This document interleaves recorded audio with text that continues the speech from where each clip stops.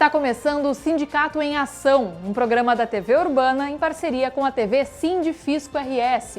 E nesses tempos de pandemia, por conta da Covid-19, também em parceria com a RS Rádio, a rádio web do Sindifisco RS. O programa de hoje é especial Reforma Administrativa, com a participação de Celso Magliani de Souza, diretor da Federação Nacional do Fisco Estadual e Distrital, a FENAFisco, e vice-presidente do Sindifisco RS.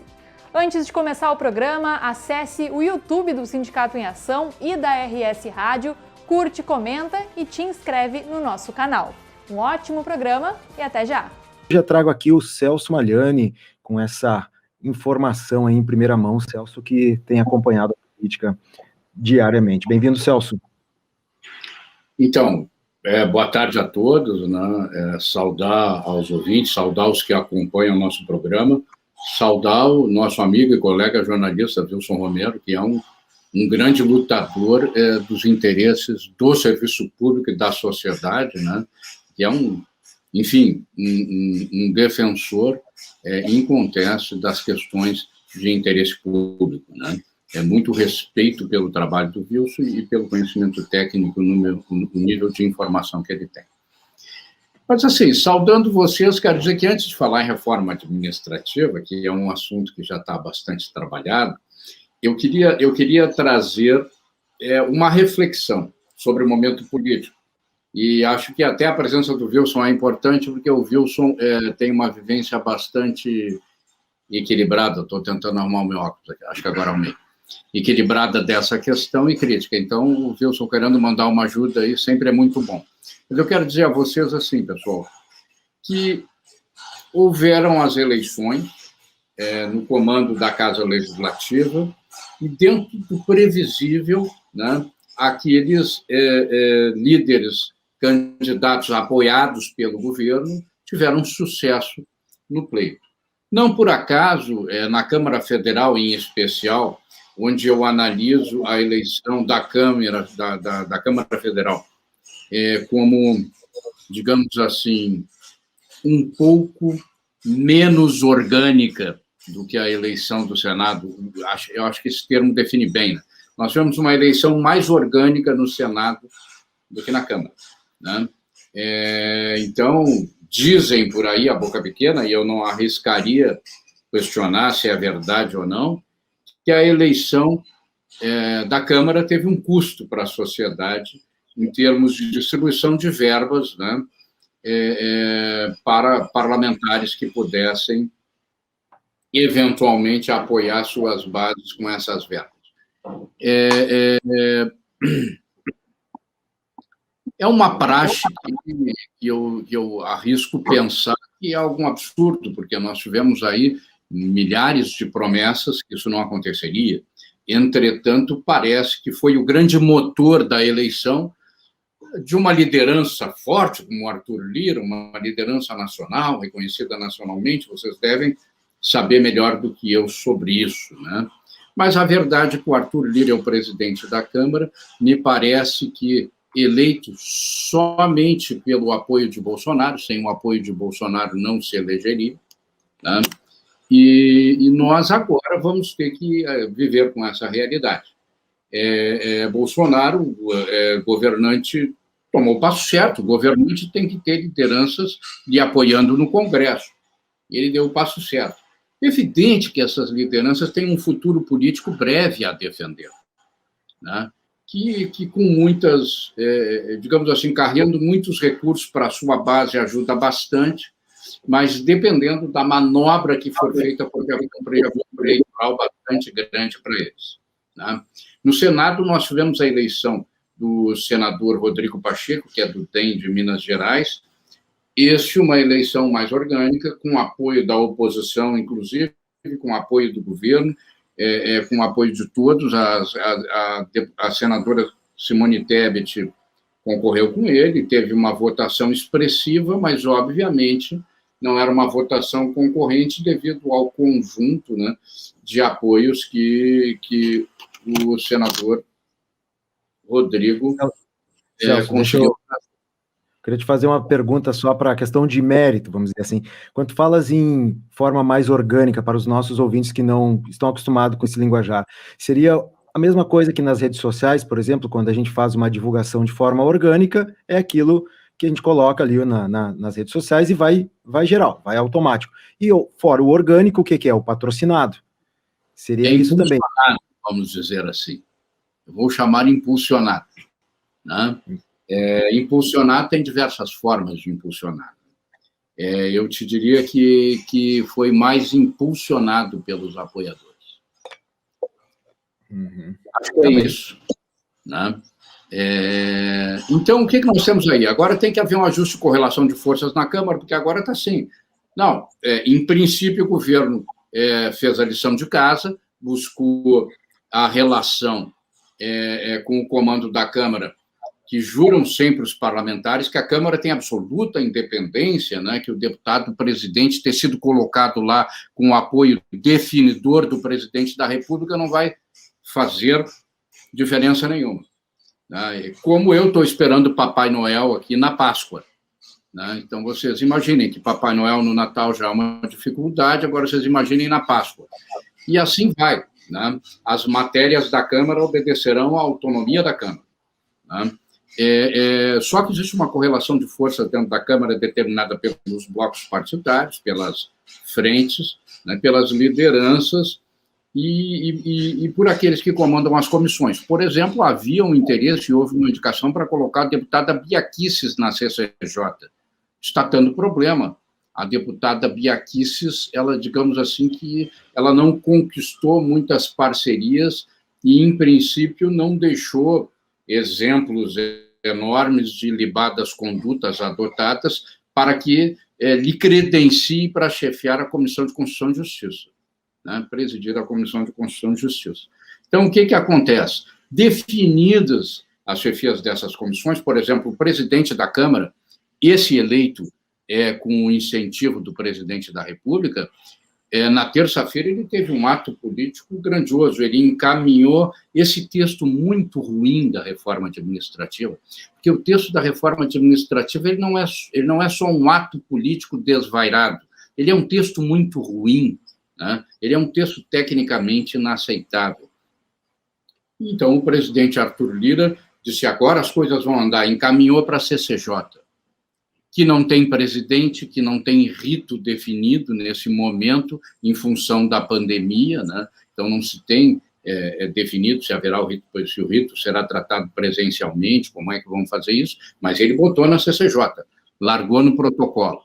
Bom, meu Deus do céu, isso vai fazer uma diferença enorme do que se ele mandasse daqui a 3 semanas, né? Então, mas foi para a mídia, né, pessoal? Então nós temos que ter claro assim, a Câmara vai definir essa correlação de forças e essa correlação de forças vai começar a dar batida para o presidente da Casa, né? Então, o presidente da Casa não decide só, ele decide como. Então, vai começar a dar batida para o presidente da Casa sobre as matérias e sobre o futuro das matérias, e esse grupo de poder também precisa do votinho em 2022. Então, eles vão ter que trabalhar as matérias de acordo com o tratamento do voto popular. Talvez nesse primeiro semestre dê para fazer um movimento mais violento, mas a partir dali a coisa muda um pouco. E aí vem outro detalhe. O centro hoje comanda muito a casa, né?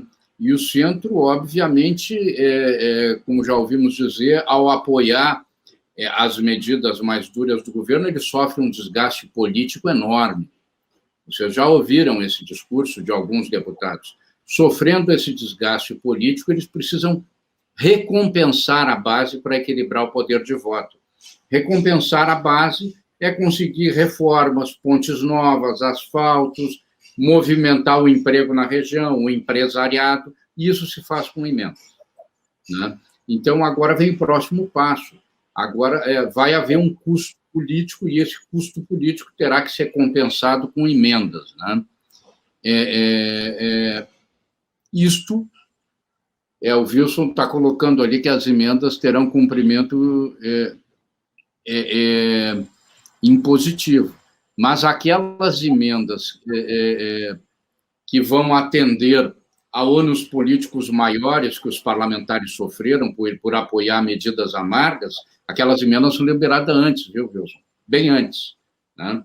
Provocando um resultado, em tese, positivo para esses parlamentares que apoiaram. Só que isso tem um custo, isso vai acumulando um custo grande para a sociedade e, obviamente, uma dificuldade para o governo. Então, não é tão claro que vão patrolar tudo, né? Ontem, por exemplo, passou a autonomia do Banco Central. Lá sabem 210 milhões de brasileiros o que é a autonomia do Banco Central, né? Nós vamos saber no próximo governo, que muito embora você venha a eleger um governo de viés diferente, o presidente do Banco Central que determina a taxa de juros, que determina o câmbio, que regula o meio circulante, que faz uma montanha de outras coisas, vai ser um presidente autônomo que vai ter sido indicado ainda nesse governo, com o matiz desse governo, né, e vai ter mandato possivelmente até 2024, poderá ter mandato até 2024. Né? E aí nós temos que pensar assim, que efeito terá isso se lá no governo que vem sendo um comando da nação com outro viés vai eleger um presidente que vai até dentro do mandato do outro presidente. Nós já descobrimos que existe um certo grupo no Congresso Nacional que, quando não se conforma com uma corrente de pensamento, ele desloca até o presidente do cargo a bel prazer. Imagina se esse grupo vai se curvar para a posição de um presidente do Banco Central que não seja compatível com a sua posição. Mas é como eu digo, vá dizer para o trabalhador brasileiro que o presidente do Banco Central só determina a taxa de juros, né? Só determina como rola o meio circulante e determina a taxa de câmbio em cima de um momento que o Brasil tem predominância a exportação de agronegócio e minério, né? Então, isso vai fazer uma diferença na nação. Eu quero dizer a vocês... Desculpe te interromper. Não, eu queria um relato teu. Tu é uma pessoa das que mais tem vivência no contato com parlamentares em Brasília.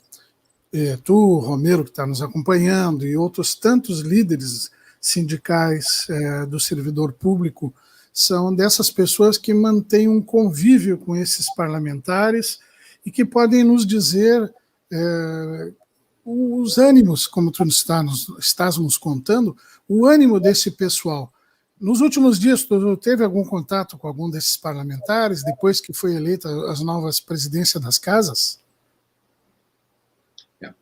Deixa eu te falar rapidamente sobre isso, lá, que é assim, o que nós temos agora? Nós temos as duas presidências das casas, em tese, afinadas com o governo, o que é de se esperar, porque o governo que quer governar, ele toma essa providência política.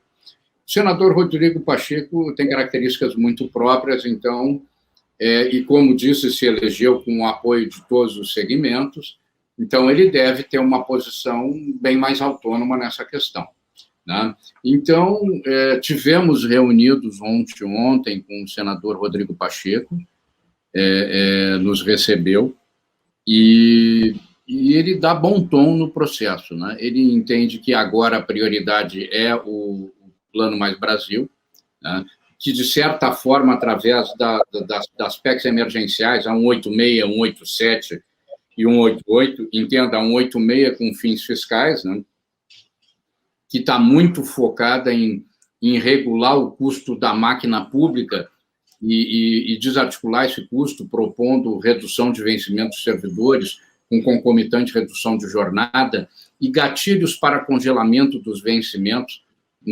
obviamente, de todos os servidores do país, né, que deixariam aí, talvez, os servidores com vencimento congelado, de forma que, no prazo de 10 anos, estariam ganhando menos de 50% do que ganham hoje, né? A PEC 187, onde o governo se apropria dos fundos financeiros que existem hoje para diversas finalidades sociais importantes, mas que não estejam constitucionalizados. Então, a PEC 187, no prazo de 2 anos, transfere esses fundos para os tesouros, e a PEC 188, né, que repete grande parte do contexto principal da PEC 186, e aí ela desce aos municípios e faz uma revisão no processo dos municípios. Então, essa PEC deve ser movida antes de tudo, porque a PEC é emergencial, que todo mundo diz que vai resolver o problema, e alguns chegam a dizer que vai gerar recurso para pagar o auxílio emergencial, não é verdade, né? Para pagar um auxílio emergencial, ainda que modesto, vai ser gasto mais de 100 bilhões de reais, e a PEC emergencial, se aplicada escalonadamente com todas as suas maldades, não rende 10, né? E o senador, assim, ele parece que vê com muita reserva essas questões, né? Diz que tem que haver um debate profundo na Casa Legislativa para isso avançar e que o país precisa, né, que esse debate seja feito nas casas legislativas para a questão avançar. Mas, sim, ele entende que a PEC emergencial é uma das prioridades, a PEC administrativa a segunda, a reforma administrativa a segunda e, muito possivelmente, entre, sim, nesse semestre, a reforma tributária, que hoje é baseada na PEC 110 do Senado e na PEC 45 da Câmara, e que tem uma comissão mista do Congresso Nacional debatendo esse assunto, né? O senador Roberto é responsável é relator da PEC 110 no Senado, que é a PEC que trata a reforma tributária do Senado, que trabalha, então, algumas teses que eram ligadas ao Howley também, né? E acredita-se que o debate da reforma tributária começa pelo Senado. A pergunta é, quando esse protagonismo do senador Pacheco e do deputado federal Lira poderá se transformar numa pequena disputa desse protagonismo, né? E que efeitos isso vai ter politicamente? Por exemplo, no caso de uma reforma tributária, que hoje está no Senado, fortemente estrivada na PEC 110, na Câmara na PEC 45, com todo aquele movimento que vocês sabem, né? E com uma comissão mista. Isso é uma coisa que vai pesar e eu não sei que efeito vai ter no deputado Lira, no presidente da Casa, o fato da PEC 45 ser efetivamente de autoria do Baleia Rossi, né, que era o seu opositor. Eu posso dizer a vocês que a PEC emergencial, que faz um grande estrago na relação do trabalhador do serviço público com a administração pública, e ela tem no seu bojo a previsão da possibilidade de redução de jornada do servidor, com concomitante redução do vencimento em até 25%. Isso dá um impacto enorme na oferta de serviço público na sociedade. Querer dizer que se tu tem 4 professores, se eu tirar 25% da carga horária, eu vou ter 3. Né? Se eu tenho 4 policiais militares, reduzindo em 25% a carga horária, eu vou ter 3. Se eu tenho 4 enfermeiros no posto de saúde aplicando vacina, reduzindo a carga horária, eu vou ter 3. Pior do que isso, esses servidores vão estar trabalhando com a disposição tolhida, desmotivados e agredidos por um ataque ao seu orçamento pessoal, quando lhes é retirada uma parte relevante da condição de sobrevivência, de um vencimento que, em muitos casos, já está congelado há vários anos. É isso que propõe a PEC emergencial, tão defendida pelo seu relator, né, e propalada por alguns defensores de subtrair recursos dos servidores públicos para enfrentar a crise. E quem vai falar conosco aí nos 2 programas, começamos hoje e amanhã na segunda parte, é o auditor fiscal Celso Magliani, que está novamente aqui no programa conosco. Bem-vindo, Celso, tudo bem contigo? Tudo bem, Everton. Saudar ao Everton e ao LAC, né, que estão aqui na RS Rádio, sempre tentando levar uma informação de qualidade aos nossos ouvintes, aos nossos participantes. Né? E, sem dúvida nenhuma, ouço os comentários de vocês. É natural que a sociedade toda emita opinião nestas situações que estão acontecendo, mas a gente não vê nenhuma surpresa na conduta dessas pessoas aí que foram mencionadas, especialmente o deputado Daniel, que eu não lembro também o sobrenome, que expõe a sua conduta, a sua posição, né? Um perfil que é conhecido, né? O que é estranho, talvez, seja após essa conduta pública adotada, né? Na minha opinião, por exemplo, em relação ao dia de ontem, em ampla continuidade delitiva, né? O que é estranho é se, eventualmente, ele for acolhido por lideranças de grande aceitação popular, como no Congresso Nacional, como no governo federal. A conduta dele, eu acho que ele nunca demonstrou diferente, então ele tem posição, não sei exatamente se adequada a um parlamentar, né, que representa a sociedade brasileira. Em princípio, por uma avaliação minha, parece que não. Mas estranho será se houver alguma conduta dos parlamentares ou de pessoas do governo no sentido de aquecer a conduta delitiva desse deputado. Eu não estou falando com relação a essa discussão de crime de opinião, porque eu acho que não é sobre isso que se está falando. Se está falando sobre violência, incitação à violência e incitação à finalização da democracia, né? O que ficou muito claro nesses textos e dentro de uma avaliação assim, bem objetiva, nos parece que o deputado pecou e agrediu a todos os brasileiros, né, quando fez essa apologia objetiva que ele fez em seus textos, né, em suas falas, e quando durante todo o dia e até a noite permaneceu reiterando essa condição e essa posição, animando possíveis seguidores. Então, obviamente, ele está sofrendo uma reação jurídica, né, na medida da justiça brasileira, e, obviamente, seus pares na Casa Legislativa deverão receber o ônus e o bônus de avaliar a conduta do deputado e decidir que destino terá, enfim, o tratamento a ser aplicado ao deputado. Ao tomar essa decisão, os parlamentares estarão democraticamente indicando os rumos da nação brasileira.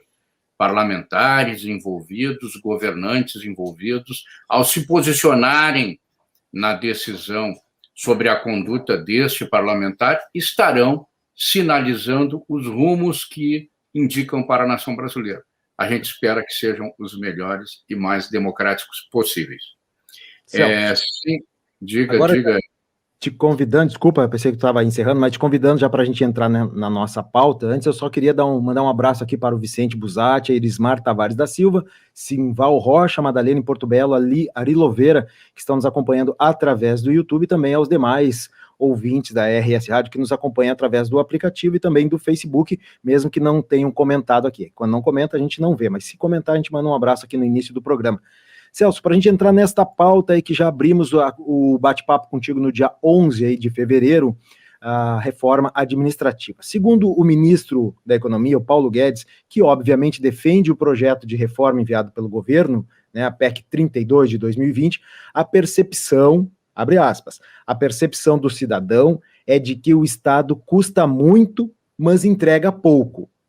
Já parlamentares identificam na proposta a possibilidade, inclusive, de aumento, alguns parlamentares, né, a possibilidade de aumento da corrupção, subserviência, o apadrinhamento político e o que diminuiria a qualidade do serviço público e da autonomia técnica de alguns profissionais do serviço público. Eu te pergunto, qual é a visão, né, a tua visão, a visão das entidades das quais tu participa e representa, Sindifisco RS, Fenafisco, a Pública, o Fonacat, né, Fórum das Carreiras de Estados, que defendem a qualidade do serviço público. Qual é a tua visão, então, sobre essa reforma proposta pelo governo federal? Everton, em primeiro lugar, eu quero te dizer que esse assunto ele é complexo e ele é extenso, né? E talvez não só hoje e amanhã a gente venha a fazer vários momentos relativos à reflexão sobre essa reforma administrativa, porque é preciso que sociedade e servidores façam uma reflexão ampla, sem necessariamente ouvir a receita que eu vou dar. Eu vou dizer a vocês que o texto é muito ruim, né, e que o texto não tem o condão de reformar nada. Né? Imagine uma reforma administrativa com o objetivo de aprimoramento de gestão que começa determinando o fim das escolas de governo. Né? Então, veja, Nós estamos falando de algo que, em tese, seria para aprimorar a entrega do serviço público, racionalizar até o custo e a forma da prestação do serviço público, e começamos extinguindo as escolas de governo. Então, acho que a gente tem problemas e contradições enormes nessa questão. Eu entendo, sim, eu não tenho dúvida que os grandes prejudicados serão a sociedade brasileira, será o povo brasileiro, em especial os menos aquinhoados, que dependem da prestação de um serviço público minimamente qualificado, prestado de forma republicana, e eu explico, de forma republicana é igual para todos os brasileiros, né? E a maioria tem os 212 ou 211 milhões de brasileiros que dependem, sim, desse serviço para equilibrar, obviamente, a sua falta de condições econômicas, né, para fazer frente à qualificação de uma vida minimamente humana. O Estado brasileiro, enquanto promotor do bem-estar social, criado, e o único sentido da sua existência é a promoção e a manutenção do bem-estar social, não pode agora encaminhar, e objetivamente encaminhou, a mercantilização dos direitos sociais, a mercadorização dos direitos sociais. Em última análise, a reforma administrativa representa isso. Entre outras coisas, como tu mencionou, evidentemente, o enfraquecimento do serviço público através da quebra de um instituto que pertence à sociedade, pertence aos trabalhadores. E que instituto é esse? A estabilidade do servidor público no emprego. Só assim ele pode prestar um serviço público republicano, tratando a todos de forma igual e submetido à lei, não aquele político do momento, de plantão, que eventualmente, então, poderá chantagear o servidor público, né, com o que tem de mais sagrado no ser humano, que é o seu trabalho, que é o meio de sustento da sua família. Com isso, eu não estou dizendo que os políticos são precipuamente desonestos, né? Eu estou dizendo que, predominantemente, o ser humano é bom e os políticos são honestos. Alguns deles, entretanto, falham. E o custo desta falha, seja de conduta, seja de gestão, vai envolver diretamente na segurança psicológica do servidor e na condição dele entregar aquele serviço público republicano de forma igual a toda a sociedade. Mas eu queria organizar um pouco o pensamento neste programa, no de amanhã e em outros que a gente venha a ter a oportunidade de conversar, mas para dividir a reflexão com os nossos ouvintes, que já são profundos conhecedores da matéria. Nós temos que ter claro que existe, neste momento, uma conjuntura no mundo que está sendo implementada no Brasil, uma hegemonia de um pensamento neoliberal, né, e um pensamento de economia global. Evidentemente que nós sabemos que não é dado a todos os mortais, e no Brasil, a uma fração predominante da população, né, o acesso a condição de sobrevivência nessa economia global, né? Existe uma erupção de um pensamento mais conservador e ultraliberal, obviamente, favorecendo aqueles que são os donos do poder econômico. E mais alguns outros eventos importantes no país, que o Brasil está se transformando num celeiro mundial, através do crescimento relevante, da influência relevante do agronegócio na economia. E vocês sabem que a especialização industrial está ficando muito com a China. E o agronegócio tem donos, né? E os donos do agronegócio têm um discurso muito interessante para se eximirem, né, do pagamento dos impostos que contribuem efetivamente com a vida da sociedade. Existe um grande volume de participação na economia do agronegócio. E aí, se vocês avaliarem isso, vocês vão ver que cada vez mais a contribuição para o bolo de manutenção da economia, do país, dos serviços públicos, está ficando por conta dos impostos indiretos, dos impostos de consumo. Então, tudo isso tem influência na ideia de minimizar o Estado e minimizar os custos do Estado para que o bolo tributário a ser arrecadado seja cada vez menor, para que os donos do poder tenham um custo cada vez menor e possam enriquecer cada vez mais, encher cada vez mais os seus cofres, às custas do esvaziamento, condições mínimas de sobrevivência e dignidade da sociedade. E, lamentavelmente, acredito que até desavisadamente, o ministro está conspirando nesse sentido ao encaminhar os projetos desta forma, né? Então, Celso, nós temos... Deixa eu tentar te ajudar, deixa eu trazer nesse momento. Eu peço assim, um pouco de desculpa que a internet faz as interrupções ficarem um pouco atabalhoadas, né?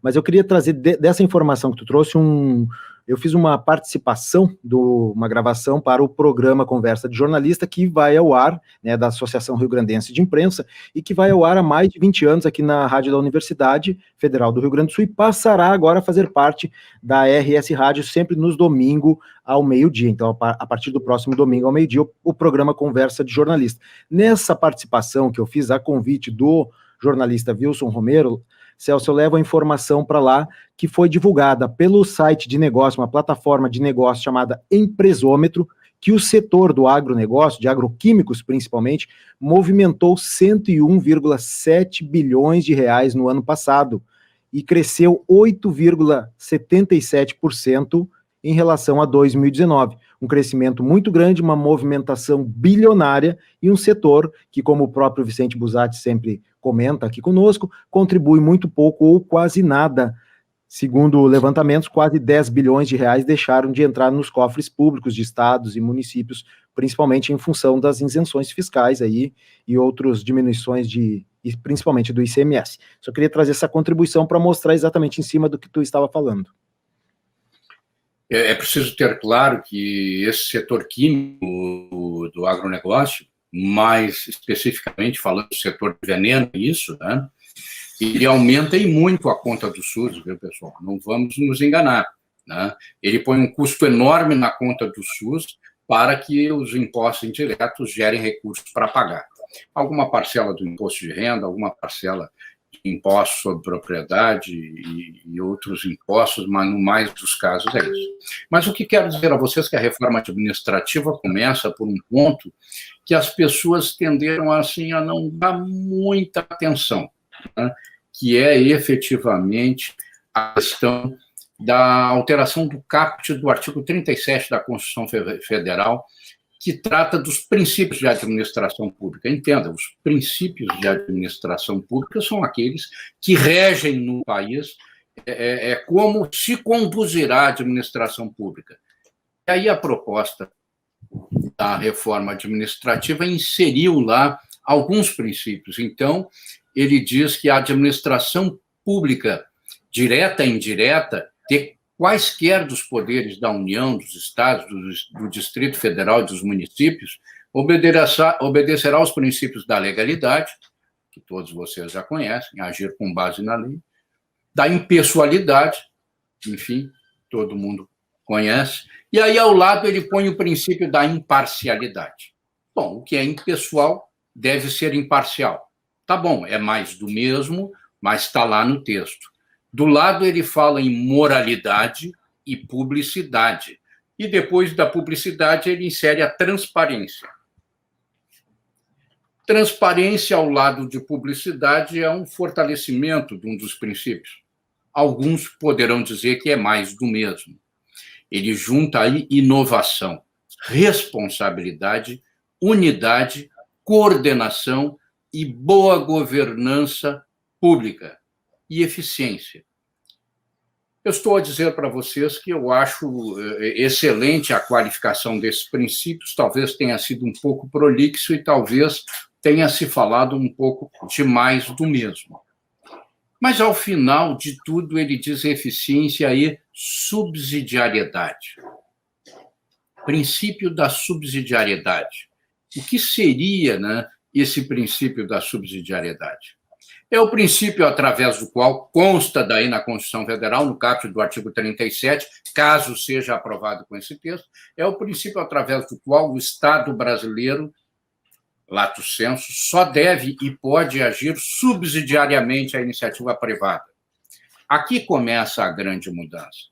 Aquela situação em que, numa determinada comunidade onde haja um hospital privado com instalações suficientes para atender a todo o número de cidadãos, o Estado brasileiro, na condição de montar um hospital público para atender os menos aquinhoados a um custo razoável à sociedade e, quem sabe, trazer doentes da comunidade vizinha ou da outra, naquele momento, se o Estado brasileiro for lá construir um hospital, através do que está previsto no caput do artigo 37, que o Estado brasileiro, lato sensu, deverá obedecer à subsidiariedade, ele poderá ser obstado de fazer esse investimento, já que a iniciativa privada está lá em condições de oferecer o mesmo trabalho. O Estado, nesse caso, tanto do ponto de vista da saúde, da educação, da segurança, deverá, sim, se curvar e se submeter ao princípio da subsidiariedade, sim, em primeiro lugar, à iniciativa privada. Existem teses que dizem que o princípio da subsidiariedade, na realidade, ele abrange uma situação em que a União não poderá agir num município, né, em que o município tenha condições de apresentar a solução para o problema público. Perfeito? Mas isso depois de passar pelo crivo da iniciativa privada. Se a iniciativa privada se disser competente para resolver antes, qualificada, com capacidade instalada ou condições de instalar, as discussões constitucionais se estabelecerão na busca da mercantilização definida da oferta do serviço público à sociedade, né? Enfim, a mercantilização da oferta do bem-estar social, né? Da proteção social do Estado. E, óbvio, isso vai se converter em taxas a serem cobradas, em tarifas a serem cobradas da iniciativa privada contra o poder público. E a sociedade, então, vai passar a contribuir com esse enriquecimento, cujos meios de chegar lá vocês sabem muito bem quais são. Me digam serviços privatizados aqui no Rio Grande do Sul que vocês disseram que ficaram mais baratos ou que melhoraram, não fosse pelo surto tecnológico. Eu exemplifico a questão da energia elétrica, exemplo Acre. Né? Desculpa, exemplo Amapá. Né? Mas na telefonia melhorou. Não, na telefonia já estava melhorado, não tinha mais como travar a melhora. A explosão tecnológica envolvendo questões de telemática e questões de informática era incontível. Então, não foi a privatização que melhorou. Né? Prosseguisse público, o desenvolvimento seria o mesmo. Agora, nós temos que ter claro que a privatização pode sim ser muito saudável, de forma medida e de forma equilibrada, onde se garanta que o Estado não estará de joelhos para custos inaceitáveis e enriquecimento fácil, né, da iniciativa privada em algumas situações. E a iniciativa privada trabalha muito bem e produz resultados muito. Nós não podemos alejar o Estado desta condição de promotor do bem-estar social e de prestação de serviços à sociedade. Bom, vamos aí, antes, o nosso programa já está com quase 20 minutos, nós temos que trazer o Celso Maliani hoje, que fica conosco até o final do programa para explicar aí aos nossos ouvintes e trazer mais informações sobre a reforma administrativa. Bem-vindo, Celso, tudo bem? Boa tarde, tudo bem a todos. Vamos conversar hoje com mais uma pequena dose, né, de debate sobre a nossa reforma administrativa. Saudar a vocês da Rádio RS, né, agradecer mais uma vez a oportunidade de explicar um pouco mais para os colegas nessa etapa, Everton, como falei, Everton e Lac, com mais vagar. Daqui a pouco, na semana que vem, a gente vai ter outra oportunidade e conversando com os colegas sobre isso. Sobre a questão da Petrobras, eu sempre gosto de dar um pitaco no assunto que estava na pauta, dizer a vocês que, sim, sem dúvida, a Petrobras pertence predominantemente ao governo brasileiro, mas em parcela quase idêntica aos acionistas, em boa parte estrangeiros. E esses investidores visam lucro. O povo brasileiro, todavia, tem que se antenar que o monopólio do petróleo brasileiro pertence à sociedade, não à Petrobras. Então, está na hora do povo se levantar agora, creio eu, um rumo que as coisas estão tomando, talvez questionar essa questão do monopólio. Por quê? Porque se a Petrobras está me salgando tanto, ou pior do que me salgaria a Shell ou as grandes empresas americanas, que é o que a Petrobras está fazendo com o povo brasileiro. O que a Shell e as grandes empresas americanas fizeram? Vamos comprar a Petrobras e lá a Petrobras aplica um castigo pior do que nós aplicaríamos, o resultado vai ser melhor ainda. Acho que a gente precisaria refletir sobre isso. O monopólio do petróleo pertence à sociedade brasileira e não aos acionistas da Petrobras. Acho que é preciso refletir, trazer isso para o debate e ver se, com o nosso monopólio, aqueles acionistas podem ter os lucros exaustivos que querem ter e assumir absoluto controle sobre o preço dos produtos da Petrobras, tendo um custo moderado e modelado a partir do nosso monopólio, porque o monopólio não é deles, é da sociedade brasileira. Para todo mundo pensar. Bom, boa tarde a todos. Eu queria só que tu aproveitasse para relembrar os nossos ouvintes que estão acompanhando hoje e que não puderam ver o programa ontem, embora eu tenha lembrado agora que o programa está disponível, né? O link está disponível nas descrições aqui do YouTube, principalmente. Tu falasse ontem sobre os princípios, né, da administração pública e dos vínculos com o Estado. Eu queria só que tu pudesse brevemente relembrar o tema de ontem para poder retomar e avançar a partir de hoje. Isso. Ontem nós falamos sobre a alteração, que ninguém comenta muito, né, e que a PEC 32 traz sobre o caput do artigo 37, em caso os princípios da administração pública. Ela insere um conjunto de novos princípios, como falamos ontem, no caput do artigo 37, muitos deles com uma titulação mais atualizada, mas podendo representar mais do mesmo que já está ali, mas um deles novo, que é o princípio da subsidiariedade, que pela característica de transformar a atuação do Estado brasileiro na prestação do serviço público em meramente subsidiária, merece a atenção de todos, a reflexão e que nós sejamos questionados sobre isso. Também conversamos ontem sobre os novos 5 vínculos de relação de trabalho entre servidores e Estado brasileiro lato sensu, admitidos na nova PEC. Talvez hoje a gente fale um pouco sobre o desequilíbrio desses vínculos. E hoje a gente vai cair mais um pouco na realidade, que é o fim da estabilidade proposto no conjunto desses vínculos. Retomando, né? Aqueles 5 vínculos que explicamos ontem representam, de fato, o fim da estabilidade, consubstanciada no vínculo empregatício por tempo indeterminado com a administração pública. Esse vínculo empregatício por tempo indeterminado é para a predominância dos servidores públicos, para aqueles que não são de carreira típica de Estado, né? Que hoje talvez vire em torno de 10%, 15% do serviço público, talvez 15%, porque a segurança pública se enquadra inequivocamente como carreira de Estado, né? Esses servidores, que são a massa predominante, 80%, 85% dos servidores, não terão mais estabilidade. Poderão ser demitidos a qualquer momento por obsolescência de atribuições, por encerramento do seu órgão, por fim da atividade, serão postos no desemprego. Obviamente que essas coisas no futuro poderão se confundir com uma troca de governo, pessoal.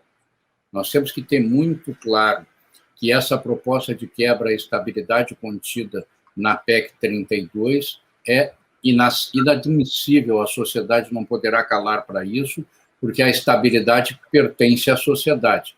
Lembro que ontem eu usei o exemplo do pai que exerce uma função privada, é porteiro do prédio, é segurança, é motorista de ônibus, que leva o pequeno filho à escola em busca de vaga, e como ele não leva uma recomendação política, ele possivelmente tem um risco de não ter a vaga na escola pública. Por quê? Porque aqueles servidores que estão ali atendendo dependem da quiescência política dos governantes para prosseguirem empregados, né? Senão, os governantes poderão, eventualmente, promover alguma mudança que faça ele ser demitido. É essa fragilidade que o trabalhador do serviço público passa a ter, e com essa fragilidade, ele acaba, então, enfraquecendo a condição da prestação do serviço público republicano, aquele que trata todos de forma igual.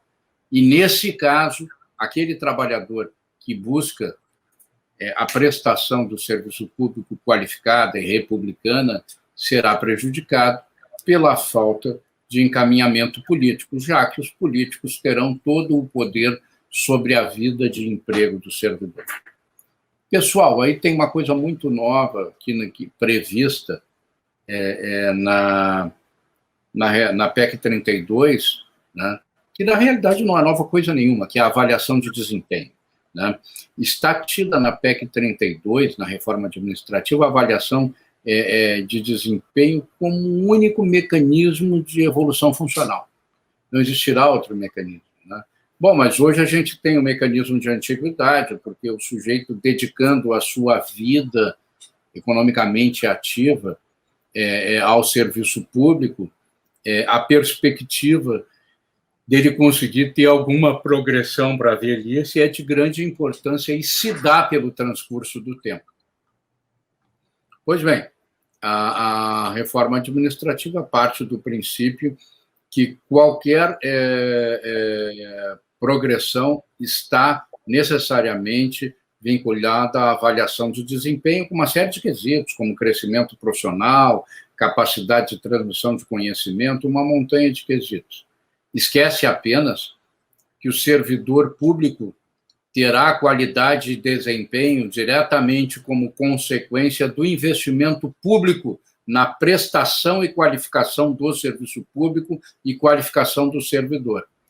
Aí eu coloco a pergunta a todos vocês: quanto investimento público vocês têm visto ultimamente na qualificação e prestação do serviço público e melhoria de desempenho do servidor?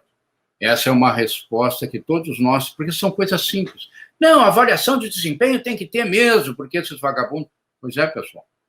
Mas o desempenho adequado depende das condições de trabalho adequado, depende do material adequado, depende do equipamento adequado, depende da formação adequada. E o que vocês têm visto em termos de investimento público nisso?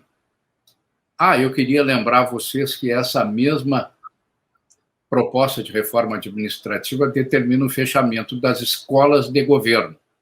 Logo, vocês podem ter uma ideia da enorme contradição contida nesse mecanismo rígido de avaliação de desempenho que acaba congelando a vida profissional do servidor sem lhe dar as mínimas condições de qualificar o seu desempenho ou de prestar o seu serviço à altura da sociedade brasileira.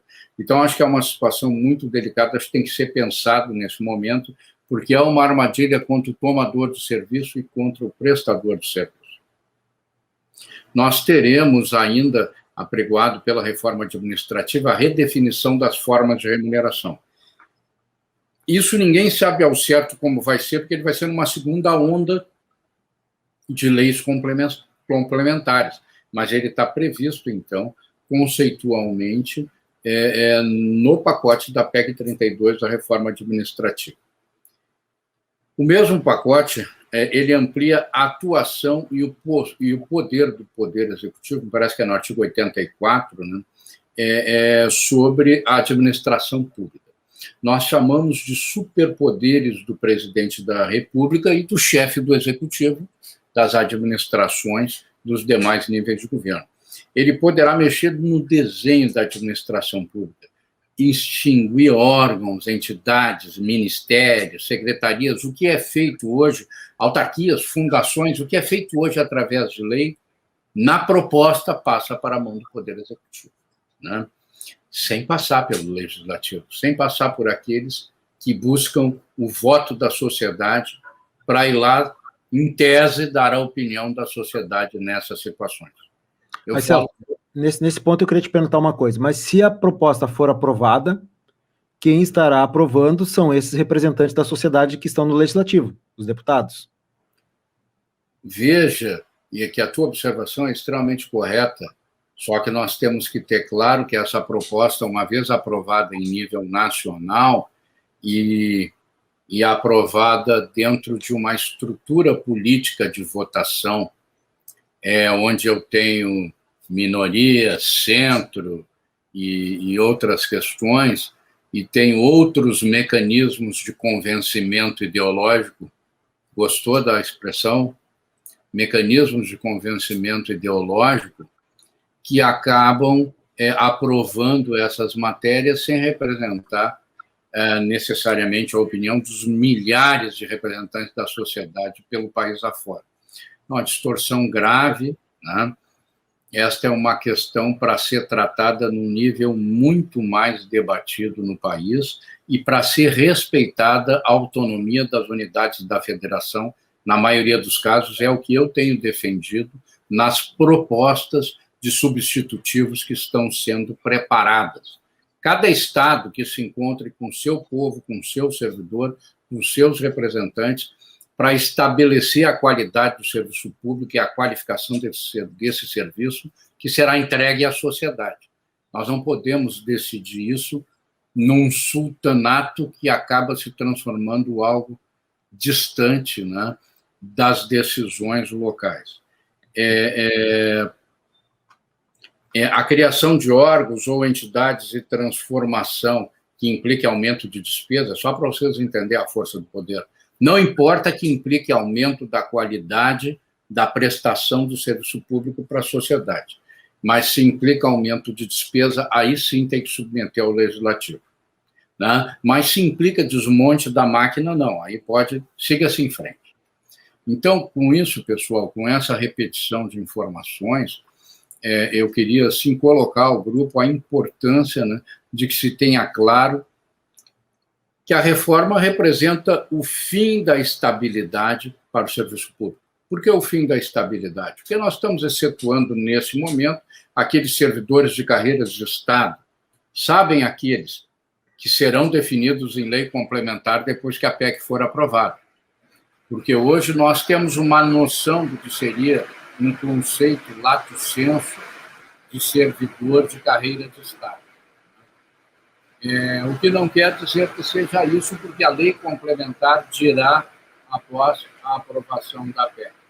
Esses, então, após aqueles anos de vínculo de experiência, lembram que eu falei isso ontem? Após o concurso, estarão sujeitos a um período de vínculo de experiências não inferior a 3 anos, mas sem limite máximo. Após esse vínculo de experiência, após a corrida final, a carnificina do último ano, de ver quem vai sobreviver no emprego e quem vai ser demitido, aí vem o estágio probatório, né?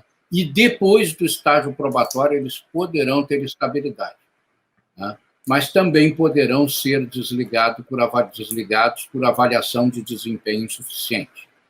O resto, pessoal, serão servidores da iniciativa privada, em parceria com o serviço público, serão servidores por tempo determinado, por prazo determinado, ou servidores em cargo de gestão e assessoria, né? Resumo, serão servidores de governo, né? Ou, no mínimo, muito submetidos ao governo. Vocês imaginem que efeito isso terá para a sociedade. Será muito nefasto. Mas a ideia também é que nessas parcerias o serviço público venha a, no todo ou em parte, ser pago a prestação do serviço público pela sociedade. Dentro desse pacote também existe uma previsão de uma redução significativa do número de carreiras do serviço público. Inclusive, na União se comenta fazer o carreirão, que seria o carreirão de entrada, né? Com uma redução substancial no vencimento inicial. Então, hoje, na União, aí, nos parece aí que passa de 300 o número de carreiras, e esta divisão, em algum momento, teve a sua importância, e agora simplesmente se fala numa redução significativa, como se essas carreiras e essas atribuições tivessem sido criadas sem motivo, né? Então, como já havia falado para vocês inicialmente, aquela progressão pelo transcurso do tempo, eu não vou dizer progressão automática porque seria pejorativo, aquela progressão que acaba compensando ao servidor a dedicação por 30, 40 e poucos anos ao serviço público, ela desaparece, ela não pode mais se dar pelo transcurso da permanência na função pública. Ela deverá se dar pela avaliação de um desempenho que virá, obviamente, na medida que o Estado lato sensu, investiu na formação do seu servidor, na qualificação do equipamento para a prestação do serviço, do ambiente e na qualificação das tarefas, de sistemas, enfim, de tudo isso. Pois é, para que o servidor tenha um bom desempenho, ele depende possivelmente 85% do investimento estatal e outro de seu esforço. Então, o futuro dele depende dessa avaliação de desempenho, cujo fator preponderante não vem de si mesmo. O Sindicato em Ação de hoje termina aqui. Muito obrigada pela sua companhia. Não esqueçam de curtir, comentar e se inscrever nos canais da RS Rádio e do Sindicato em Ação. Um grande abraço, um ótimo final de semana e até mais!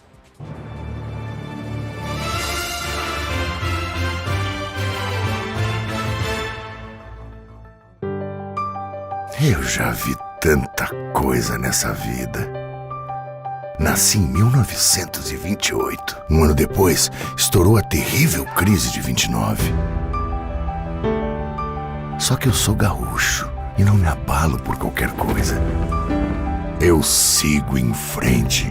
Depois veio a Revolução de 30, a Segunda Guerra, dezenas de planos econômicos e 8 moedas diferentes. Ao longo desses 90 anos, eu segui firme na minha missão.